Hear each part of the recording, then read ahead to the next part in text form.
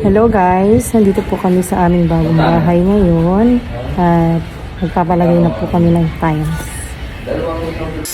So ayan guys, si Kuya Elvis, yung aming tagagawa, ay kailangan daw po muna niyang i-grinder ba tawag dyan, o butas-butasan ang ating semento para sa ganun po ay kumapit yung adhesive na may halong semento ang ating tiles mga guys. So ganyan po ang itsura niya, butas-butas na po para sa ganun daw po ay makapit. So ayan na po si kuya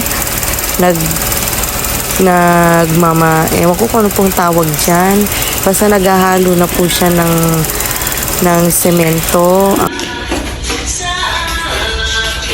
Iba-iba yan, itutuklopin niya. Papatungan na ng tiles siya. Kaya nga. Ay, hindi pwede. Mas maganda ba kuya kapag tinutuklap? Oo.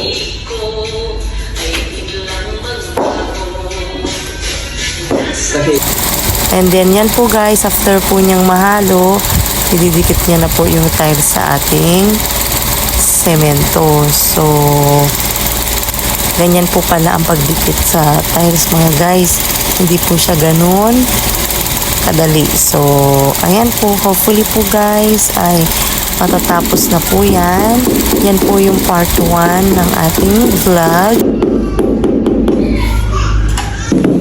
Di mabilis na palang matuyo pag may adhesive. Oo, mabilis na. Hindi kasi siya nagkaano ng tubig. Oo. Nagpuputik. Kala ko naman matagal. Kung pimento yan, madikit yan kaso wala nakakita ako sa tiles. Kaso matagal bago Oo. ano. Saka nagpuputik-putik yun.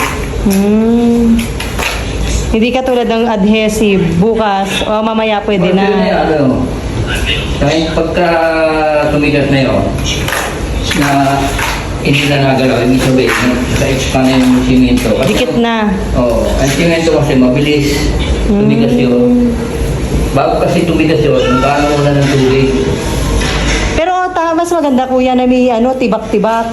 Yung ganyan. Oo, kasi parang kumapit siya.